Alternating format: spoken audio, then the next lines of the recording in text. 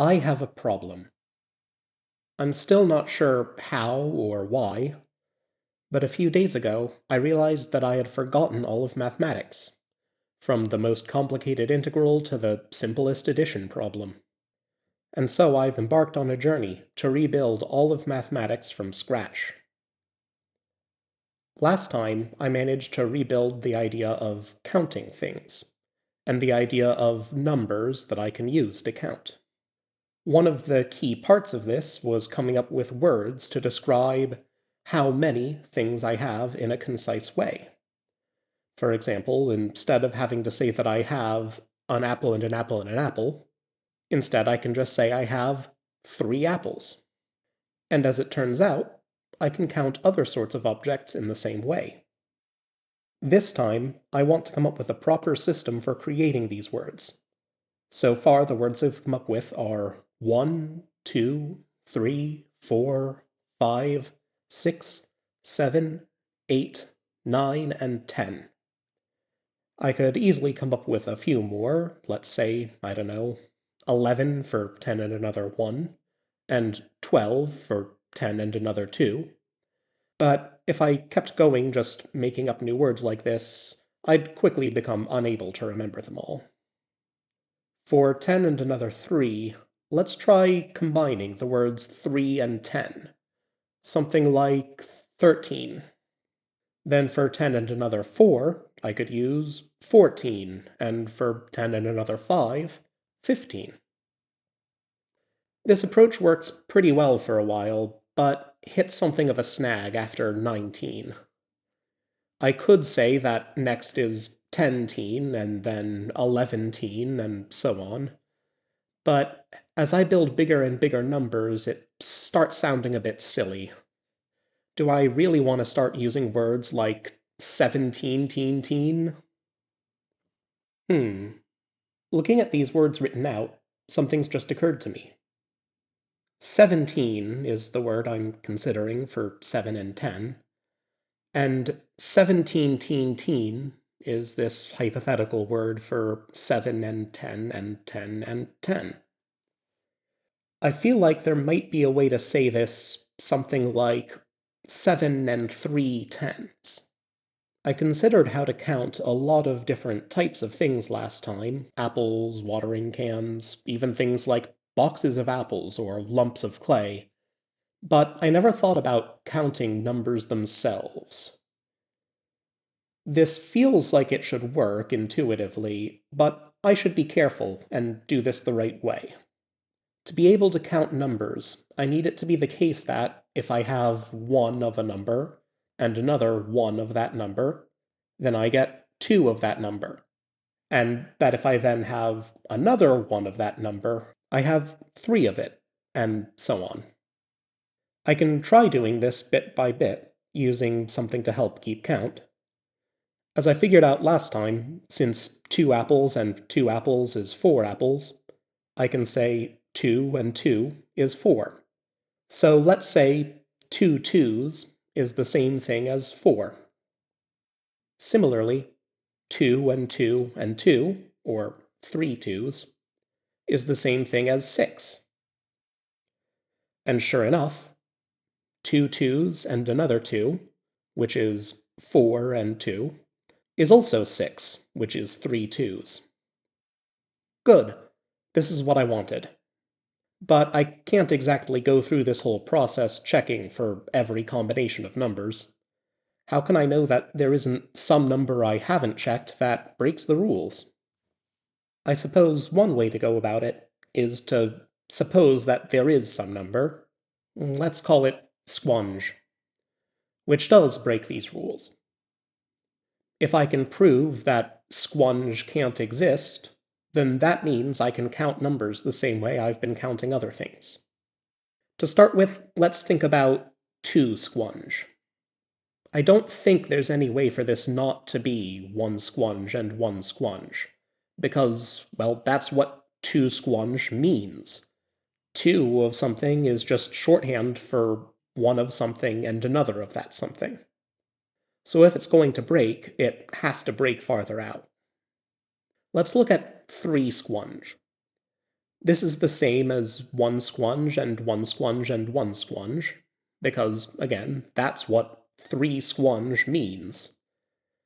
But what if it's different from two squunge and one squunge? Now, I'm not sure what number squunge is, but I am saying it is a number. So that means I can have a box with squunge apples in it, or two squunge apples, or three squunge apples. If I had a box of two squunge apples and a box of squunge apples, I'm supposing that I don't have three squunge apples. But then how many do I have? I have two squunge apples in the first box. I could put those apples into two boxes and have squunge apples in each of them, since I know squunge and squunge is two squunge. But then I'd have one squunge and one squunge and one squunge apples, which I know is three squunge, so I have to have three squunge apples after all. And here's the thing. I can use exactly the same logic to say that three squunge and one squunge has to be four squunge, and then that four squunge and one squunge has to be five squunge, and so on. So in fact, squunge can't break the rules at all. This is really useful. It means I can count numbers like I count anything else. There's definitely more that I'll be able to do with this, but for now, let's apply this to the original problem I was considering: how to name all the numbers. After 19, the next number is two tens, so let's call it 20. Three tens can be 30, and then 40, and so on. As for the number after 20, I could call it 21, which is followed by 22, and 23, and so on. This keeps me going for quite a while, until I hit 10 tens. I could call it something like tenty, but that's going to run into the same problem I was having earlier with adding teen to words eventually, won't it? 10t, 11t, 12t. Eventually I'd get to things like 10tt or 13tt5. I could use another word here. Let's say 10 tens is 100. But I've got a bit of a sinking feeling at this point. I could continue from there with numbers like 101, 102, 135, even numbers like 627 or 1605, but I'll eventually hit the point where I'm dealing with numbers like 100, 100, and 100, 100, 100, and such. I've made some important discoveries, but I don't think I've really solved the fundamental problem. Of course, I'm not going to encounter numbers as big as 100, 100, 100 very often, I would imagine. But when I do, I'll need to have some other way to represent them. Let's try using symbols to represent numbers. That works pretty well for sounds, after all. To keep things consistent with the number words I've come up with so far, let's have different symbols for 1, 2, 3, 4, 5, 6, 7, 8, and 9. And what do I do for 10? It would be nice to have a symbol for 10 that shows how many tens we have, to represent numbers like 20 and 30 and so on. Perhaps like I did with the words, there's a way to modify the symbols for 1 to 9 to indicate that they're counting tens? How about this? Let's use this symbol for 10. And if I want to write 30, so 3 tens, I can write it like this. Then I could write 31 like this, and 92 like this, and so on. This works pretty well. I can use the same idea to write numbers over 99, but I think I can simplify this further. For numbers like 35, the 10 symbol isn't actually doing anything useful. There's always going to be one between any two number symbols, let's say numerals for short. There's no reason I can't just write 35 as 3-5, meaning that it's 3 tens and a 5. I guess it might be possible to confuse this with meaning 3 and 5, or 3 5s, but I should probably come up with different symbols to use for those anyway. Let's say this and this. So this would mean 3 and 5, this would mean 3 5s, and this would mean 3 tens and 5, or 35. Hang on a minute. Thinking about it now, when I write the symbol for 35, I'm basically using 3 5, that is, concatenating the symbols 3 and 5, to mean 3 tens and a 5, which I could also write like this. But this isn't the same thing that happens when I use the symbol for 30. If I were to apply the same rule, then the symbol would mean 3 tens and 10, which is 40. I could just keep using this as the symbol for 40, but there's something that just feels wrong about that. I don't want the symbol for 40 to have the number 3 in front of it. Instead, I'd much rather have it mean 3 tens and nothing. But then that kind of changes the meaning of the symbol. The only times I'd be using it would be after another symbol, in a compound meaning some number of tens and nothing. Can I treat nothing as though it were another number? I guess I could come up with one last number word. If I don't have any apples, I could say I have 0 apples. Let's think about this new number carefully. Does adding 0 as a number break anything? Well, let's think what 1 and 0 would be. Well, if I don't have any apples, and then I have an apple, then I'd have 1 apple. So 1 and 0 is 1. The same thing happens with 2 apples, or 3 apples, or any number of apples. Any number and 0 is just the same number. Does anything break if I try counting other things using 0? A box of 0 apples just has no apples in it. A lump of clay that's 0 pounds would have no clay in it. What about counting numbers with 0? Things have gotten very abstract now, and I feel like I should take a step back and think about this more before going too far down this route. For now, in the context of my symbols to represent numbers, my numerals, I think it's pretty clear that there isn't a problem with using this symbol to represent nothing. How does this numeral system work for representing very large numbers? Let's start with 100. This is 10 tens, so following the same logic as how 30 is 3 tens and nothing, I could write this as 100.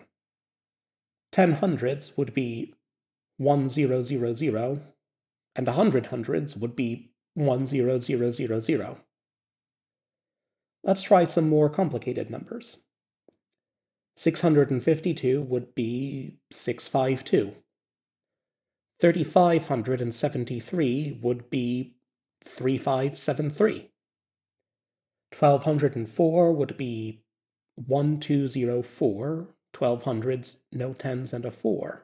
For now, it seems to make sense to have a new word for each position in a numeral. The rightmost place can be the ones place, since it counts how many ones are in the number. Then the next is the tens, then hundreds. Let's call the next place thousands, so 10 hundreds is 1,000. And then, hold on, do I really need to say 1,000? I could just as easily say 10 hundreds is just 10 hundreds, and save the next number word for 100 hundreds, like how 100 is the word for 10 tens. I'm starting to get a little bit dizzy looking at all these numerals in a row. The longer these representations of numbers get, the harder it is to figure out what they represent. It's easy to tell the difference between 10 and 100, but it takes some doing to tell the difference between 10 million and 100,000. Is that right? I feel like groups of three are pretty easy to distinguish visually. The point where it starts getting difficult to tell is around 1,000. So if I'm writing out large numbers like this, let's say I'm allowed to put a symbol, I'll say a comma, between each group of three. So instead of writing this, I could write this. And instead of this, I could write this, and so on. The commas aren't part of the number themselves, they're just a tool to make numbers easier to read. In light of this, let's settle on the following large number names. I'll keep basing them off of numerals' positions, since that makes reading them out much easier. 100 is 10 tens, and 1,000 is 10 hundreds. Let's say a million is 1,000 thousands, so this. And a billion is 1,000 millions, so this. For numbers that fall between these amounts, I'll just say things like 10 million or 100,000. This feels like a good compromise between consistency and range. If I ever need more big number words, I don't know, trillions or something, I'll come up with them. But honestly, I'll be surprised if I ever end up needing more than maybe a million. My efforts today have given me a lot to think about. I've come up with a new system for representing numbers, using either number words or numerals, and I've figured out that I can count numbers the same way I can count other things. I've even come up with a possible new number, 0, although I'm still not completely sold on it. This feels like a good place to stop for now. I feel like I have a lot of directions I could take from here, and should take my time deciding which paths to go down first.